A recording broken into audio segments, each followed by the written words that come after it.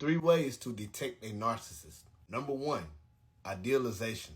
So this is something you'll see normally in the beginning phase of when you're dating a narcissist. So if you think that you're dating a narcissist, what you want to know is that in the beginning phase, they want to make you feel that you are important to them.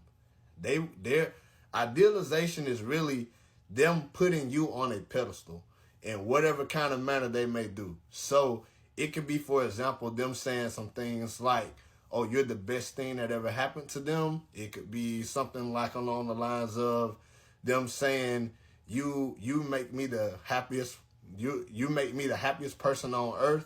Things like that. They want you to feel that you are important to them in their life. So idealization comes in different kinds of forms and methods. But something that you need to know also about when the narcissist is idealizing you is during this phase, they can't seem to get enough of you. It seems like they want an excessive amount of your time.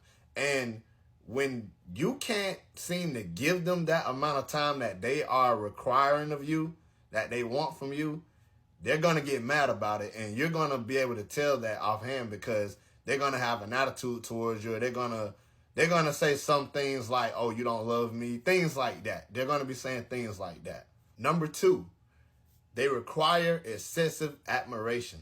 Now, this one is an easy one to spot out. And normally you would, if you're paying attention, you could see this in kind of the beginning phase of when you're dating them, but you might see it a little bit down the road, but not too far. But if you're paying attention, you'll notice it. So if you're paying attention, some things you will hear a narcissist say is, tell me you love me, tell me that you would never leave me, tell me how beautiful I am, promise me you'll never leave me, some things like that. You will hear them say some things like that.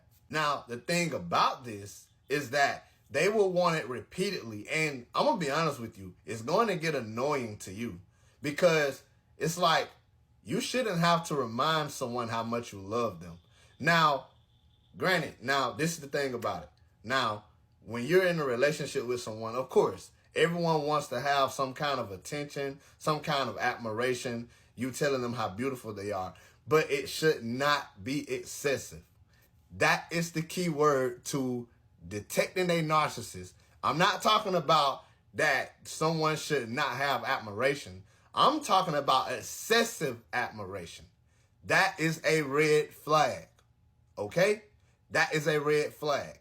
When it's excessive, when it is requiring you to constantly give it to them over and over and over again, that is a red flag. And that is how a part of how you can detect a narcissist. Number 3, lack of empathy. So there's a reason why I put this as the last one. The reason why is because you normally won't see this in the beginning phase of when you're dating a narcissist. You normally will see this a little bit later down the road. If you're paying attention to it, you'll notice it. Now, the reason why is because in the beginning, they want you to feel that you can tell them anything that you want to tell them. They want to make you feel that you can tell them your feelings, that you can just tell them any and everything that you want to tell them. I promise you that's not the case.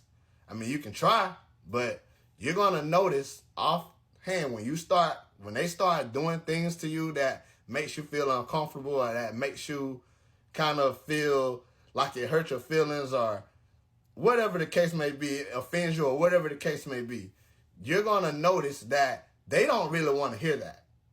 You're going to notice that. And a lot of times, you just won't hear nothing out. When I say nothing out of them, they'll just become completely silent. That's how a lot of them are. I don't know how, every narcissist is different in their own ways. People are different.